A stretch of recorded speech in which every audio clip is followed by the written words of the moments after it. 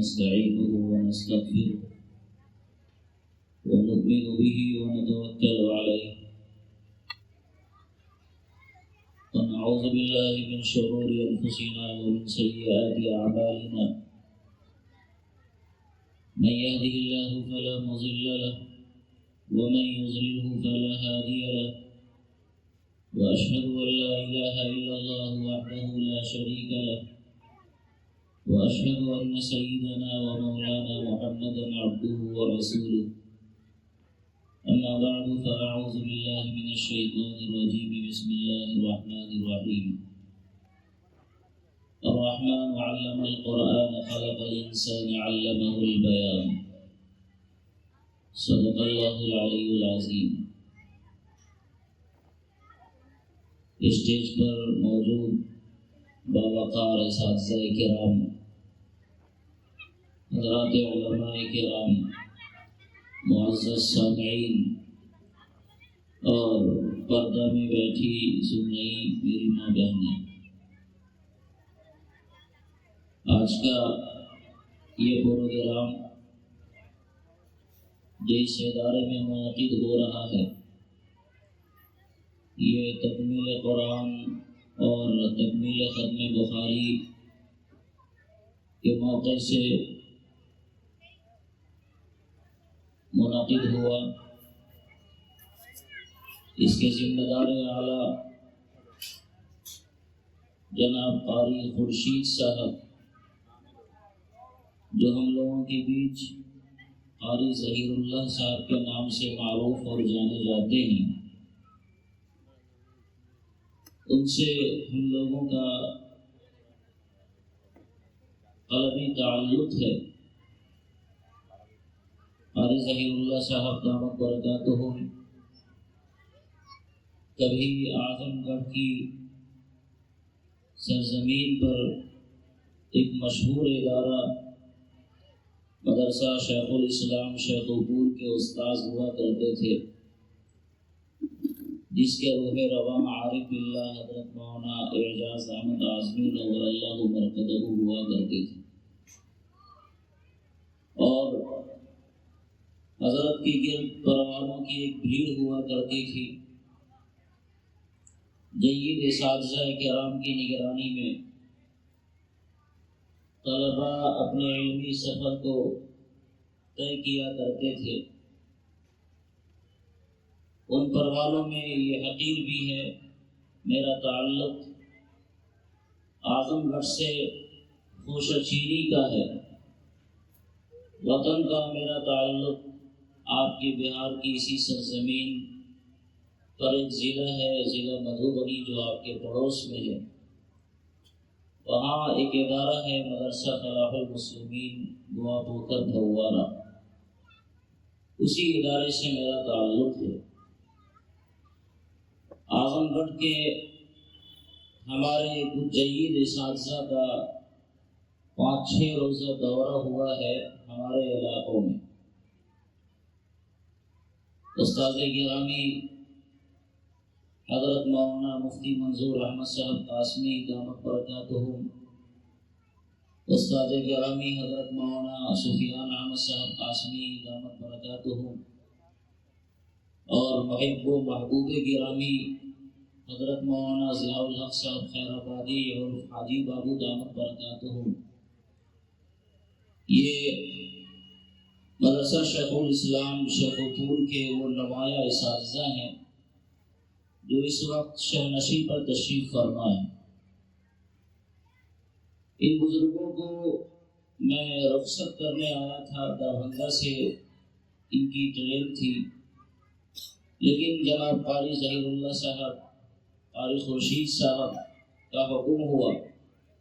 کہ ہمارے یہاں بھی ایک پروگرام ہے اور آپ حضرات کو اس میں شرکت کرنی ہے۔ بہت مشغولیتوں کے باوجود بھی انہوں نے حکم دیا اور ٹوٹ کر یہ محبت کرتے ہیں۔ انہوں نے کہا کم سے کم ایک دن آپ میرے لیے دیں، تو ہمارے اساتذہ نے بھی اپنا وقت نکالا،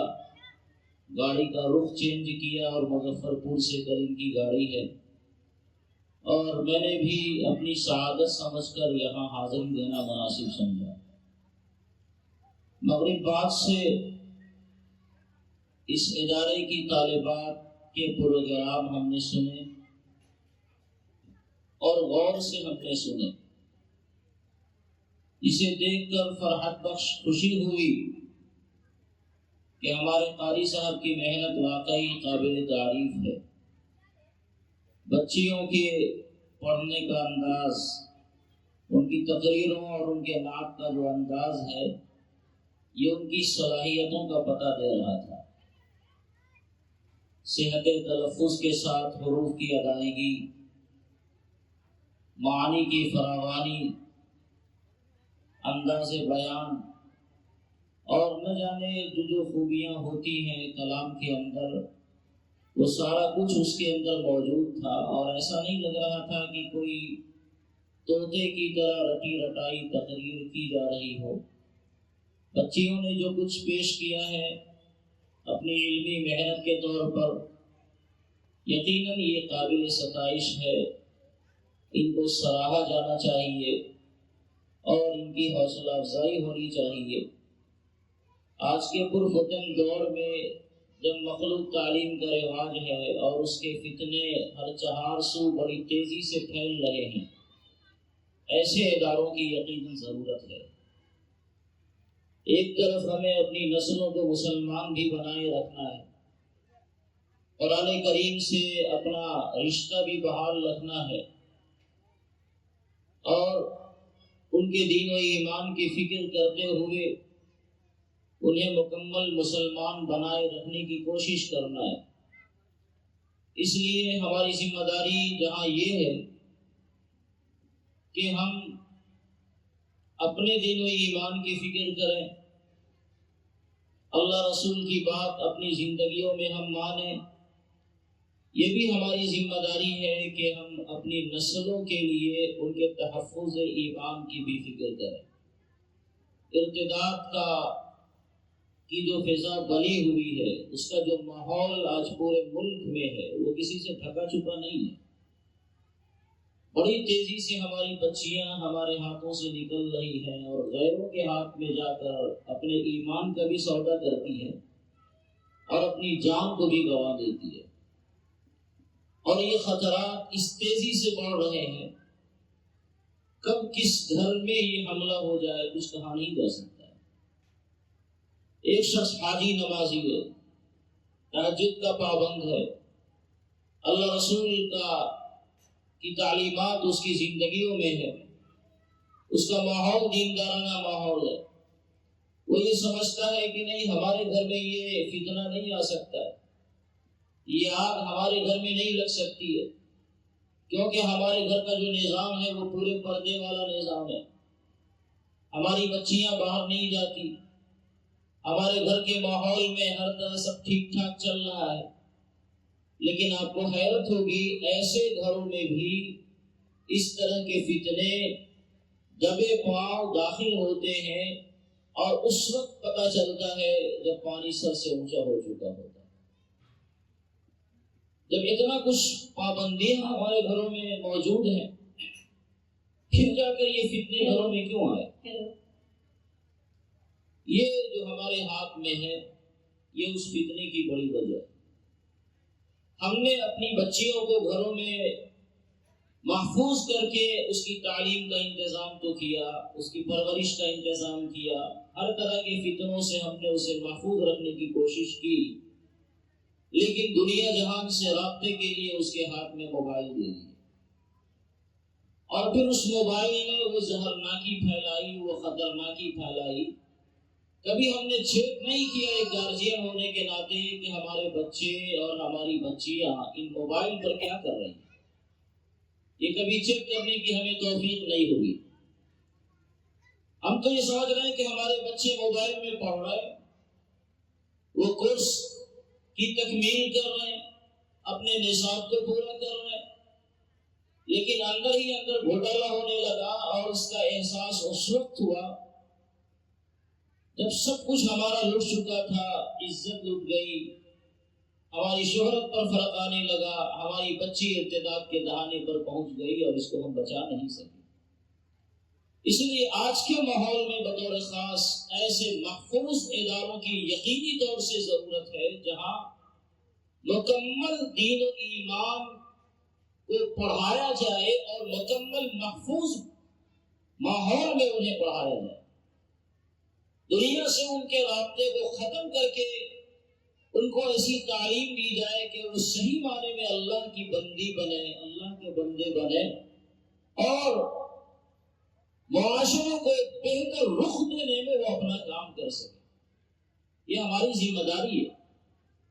قرآن کریم کی جس آیت کی میں نے تلاوت کی، اللہ رب العزت